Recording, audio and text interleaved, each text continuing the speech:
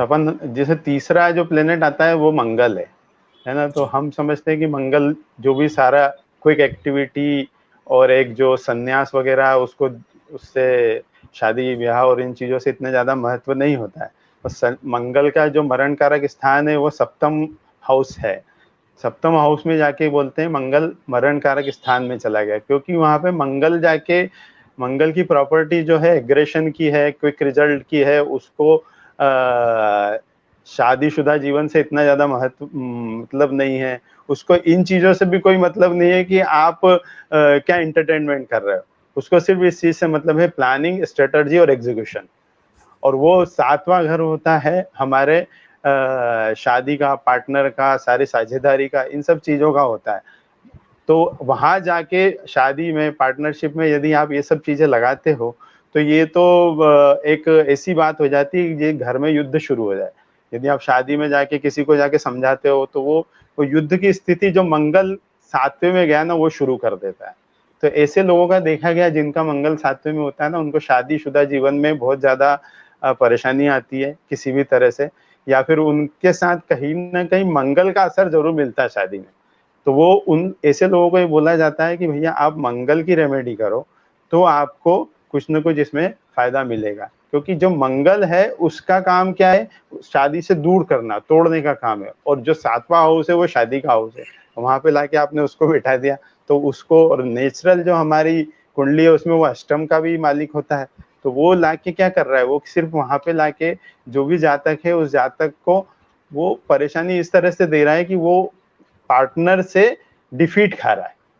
क्योंकि मंगल सामने बैठा है, वो लग्न को देख रहा है, तो इस कारण से उसका पार्टनर उस पे, उसको ऐसा लगता है कि मेरा पार्टनर मेरे पे हेवी हो रहा है, मुझसे लड़ाई कर रहा है। इस कारण से क्या लोगों का जो मैरिज में दिक्कतें आती है वो सप्तम मंगल के कारण भी आती है। इसीलिए कहते हैं मांगलिक भी है तो वो मंगल मिला के शादी का आगे बढ़ना चाहिए। मंगल की अगर बात करें तो एक ऐसा प्लैनेट है, इतना इंपॉर्टेंट प्लैनेट है कि हमारे जो चारों त्रिकोण है, चाहे वो धर्म त्रिकोण की बात करें, अर्थ त्रिकोण की बात करें, काम त्रिकोण की बात करें, मोक्ष त्रिकोण, तो मंगल की एनर्जी के बिना वो पूरे नहीं होते।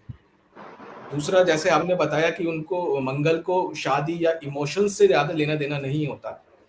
ये एक ऐसा प्लैनेट है जो डिफेंस को रिप्रेजेंट करता है, तो ट्रेनिंग पसंद होती है इन लोगों को।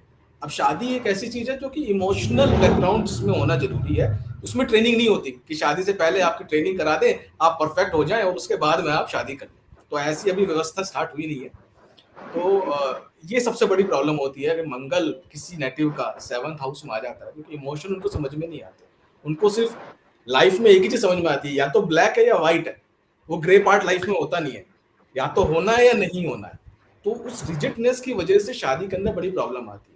लेकिन यहाँ पर मंगल अगर अपनी उच्च राशि में हो, या फिर स्वराशि हो, मित्र राशि में हो, या फिर जो किसी शुभ प्लैनेट से ग्रस्त हो, तो वो धीरे धीरे धीरे धीरे अपने आप को ट्रेंड करके आगे सर्वाइव कर लेता है। तो मंगल का बिल्कुल दोष है, मांगलिक, प्रचंड मांगलिक दोष भी बोला जाता है 7th के अंदर आने के बाद में। तो ये सब चीजें थोड़ी छोटी मोटी कर सकते हैं। पता है मंगल है तो भाई स्पाउस को थोड़ा ध्यान रखने की जरूरत है कि ज्यादा एक्सपेक्टेशन ना रखें, फायर प्लैनेट है। हाँ, तो वो एक तो विषय। इसीलिए वो शादी में मंगल मिलान का इसीलिए महत्व बढ़ जाता है कि वहाँ पे मैरिज में वायलेंस होने की संभावना ज्यादा रहती है, either from the native, either from the wife of the native, उसके जीवन साथी की तरफ से। तो ये कहीं ना कहीं असर आता है। तो इसलिए जब हम उसको मिलाते हैं तो किसी भी पाप ग्रह से मंगल का या मंगल से मंगल का नलिफिकेशन होता है तो ये निगेटिव इफेक्ट नहीं मिलते हैं। तो ये देखते हैं। और क्योंकि वो दशम को देखता है, सेकंड को देखता है, लग्न को देखता है वहां से, तो फिर वो क्या है कि वो सीधे सीधे दिख रहा है ना कि यदि आपने इस चीज को फॉलो नहीं किया तो फिर क्या होगा कि वो आपके ये 3 एरिया पे असर डालेगा विद मैरिज। आपके कर्म पे डालेगा, आपके सेल्फ मतलब आपकी बॉडी पे डालेगा, और आपके खानदान पे, आपकी सेविंग्स पे, आपके परिवार पे, आपके जो भी एक आपने बना रखा है ट्रेडिशन, उस पे असर डालेगा। तो वो ज्यादा पेनफुल होता है। तो फिर अग्रेसिव प्लैनेट है तो वो प्रॉब्लम है ही। 7th में बैठेगा तो हाँ, या तो शादी से प्रॉब्लम होगी, या शादी में प्रॉब्लम होगी, या शादी के लिए स्ट्रगल होगा। तो वो स्ट्रगल का तो हाँ, एक फेज आएगा ही आएगा लाइफ में, कभी ना कभी तो फेस करना ही पड़ेगा अगर मंगल हाँ, डिपेंडिंग करता है कि वो जो लॉर्ड है 7 का वो कहाँ बैठा है, गुरु का क्या पोजीशन है। ये हम केवल एक मरण कारक की बात कर रहे हैं ना, तो उसमें ये चीज देखना पड़ेगा कि बाकी पोजीशन क्या है। पर वो मरण कारक में बैठा है तो ये आपको ध्यान तो रखना पड़ेगा इतना, क्योंकि क्या है कि श्री राम की कुंडली में भी 7th मंगल थे। बिल्कुल सही। और आप देख लो उनके जीवन में शादी से ही परेशानियां, शादी के नेक्स्ट डे से ही आए, घर से बाहर जाना पड़ा उन्हें। जैसे ही आए तो उनको क्या सन्यास दे दिया, फिर वापस सीता को हरण हुआ, फिर सीता जी को वापस लेके आए, फिर वो किसी के कहने पे उनको फिर छोड़ना पड़ा। तो ये जो पोजीशन है ये 7वें मंगल की पोजीशन है।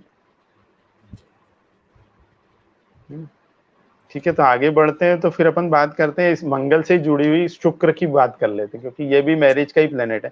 जैसे मंगल में क्या है, मंगल यदि मरण कारक में होना तो आप किसी अच्छे एस्ट्रोलॉजर से बात करके डायमंड पहनना चाहे तो अच्छा रहेगा। डायमंड या उससे रिलेटेड कोई रिंग पहने और सूर्य के मंत्र करें, ये 2 चीज आपको बड़ा फायदा देगी।